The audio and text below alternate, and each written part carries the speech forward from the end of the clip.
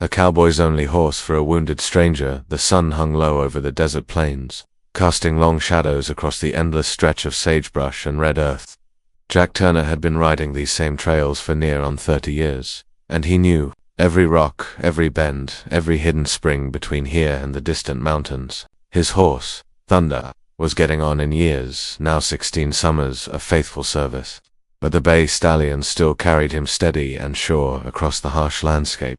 Jack pulled his worn hat down against the evening glare and shifted in his saddle. The leather creaked familiar and comforting beneath him. Thunder's ears flicked forward, sensing something ahead that Jack's aging eyes couldn't yet make out. The horse had always been like that, seeing trouble before it found them, hearing danger on the wind before it arrived. "What is it, old friend?" Jack murmured, running a weathered hand along Thunder's neck. The horse's muscles tensed beneath his touch, and Jack felt that familiar stirring in his gut that meant their quiet evening ride was about to take an unexpected turn. As they crested a small rise, Jack saw what had caught Thunder's attention. In the distance, a figure sat motionless beside the dusty trail. Even from here, Jack could tell something wasn't right. The person, it looked like a young woman, was slumped forward, and there was no horse in sight. Jack urged Thunder into a gentle lope, closing the distance quickly. As they drew near, he could see she was indeed a young woman, maybe 20 years old, with long dark hair and clothes that marked her as one of the local native people.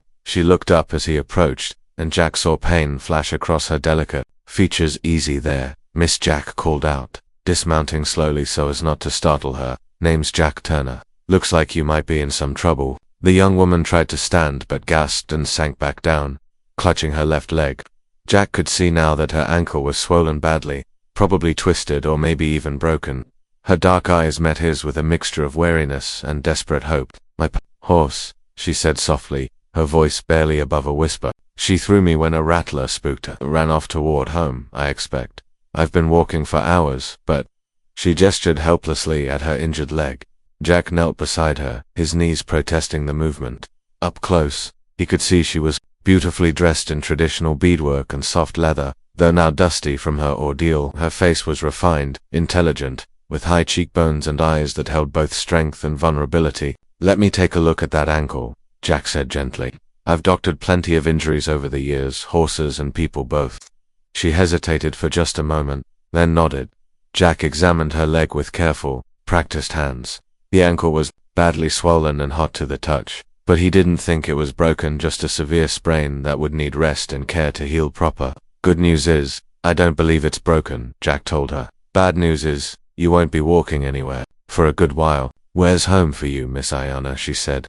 "My name is Ayana, and home is the reservation, about 15 miles north of here." Jack felt his heart sink.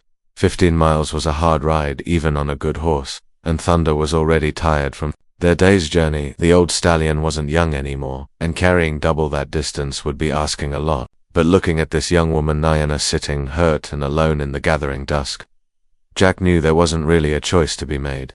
"Well, Miss Ayana," he said, standing and dusting off his knees, "Thunder here and I will get you home. Safe, might take us most of the night, but we'll manage." Thunder stood patient as Jack helped Ayana to her feet and then carefully lifted her onto the saddle. She was lighter than he'd expected, but he could feel her trembling, whether from pain, cold, or fear, he couldn't say. Jack swung up behind her, settling her gently against his chest. "You just rest easy now," he murmured. "Thunder knows these trails like the back of my hand, and he's carried heavier loads than us through worse country than this." The journey north was slow and careful. Jack kept Thunder to a steady walk, mindful of Ayana's injury and his horse's age. The young woman said little at first, but as the miles passed and the pain in her ankle eased somewhat, she began to talk. She told him about her family. Her father was a respected elder and her mother was known throughout the territory for her beautiful bead work. Ayana herself was something of a healer, trained in the old ways by her grandmother.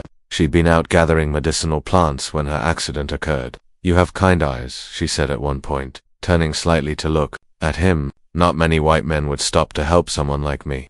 Jack felt a flush of shame at her words, knowing they were probably true. "Well," he said quietly, "seems to me a person in need is just a person in need, regardless of anything else." They talked of many things as Thunder carried them through the desert night. Ayana spoke of her people's connection to the land, of ceremonies and traditions that went back generations. Jack found himself sharing stories he rarely told about his late wife, Sarah, about the loneliness of the frontier, about his growing uncertainty over what the future held for an aging cowboy with no family and no real home to call his own. "You're not as alone as you think," Ayanna said softly when he finished telling her about Sarah's death from fever 3 winters past. "The land remembers those who treat it with respect. The animals know a kind heart.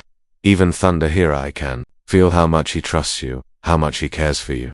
That's not nothing, Jack Turner." As dawn began to lighten the eastern sky, they finally reached the outskirts of the reservation. Ayanna directed him to a cluster of traditional dwellings near a small creek. Word of their approach had somehow preceded them, and several people came out to meet them, including a tall, dignified man Jack took to be Ayanna's father.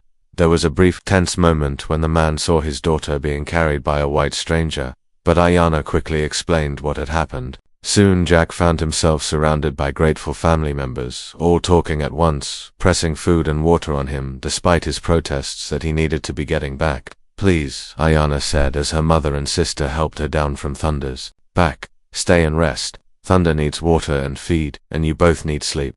Jack was about to politely decline when he felt Thunder's legs trembling beneath him. The old horse had given everything he had to get them here safely, and Jack realized with a pang of guilt that pushing on now would be cruel. He accepted their hospitality gratefully. Thunder was led to a small corral where he was given the best hay and grain the family had. Jack was offered a place to sleep in the shade of a large cottonwood, and despite his usual wariness around strangers, he found himself relaxing in the warm, welcoming atmosphere. When he woke in the late afternoon, he found Ayanna sitting nearby, her injured foot propped up and wrapped in what looked like medicinal herbs and soft cloth. "How are you feeling?" Jack asked, sitting up and accepting the cup of coffee she offered him. "Much better, thanks to you," she replied. "My grandmother looked at the ankle. She says it will heal fine, but it would have been much worse if I'd tried to walk on it all night." They sat in comfortable silence for a while, watching Thunder graze peacefully in the corral. The old horse looked rested and content, and Jack felt a deep gratitude for his faithful companion. "I have something for you," Ayanna said suddenly. She reached into a small leather pouch and pulled out something that made Jack's breath catch. It was a necklace, a beautiful piece with turquoise stones and silver work that seemed to capture and reflect the late afternoon light.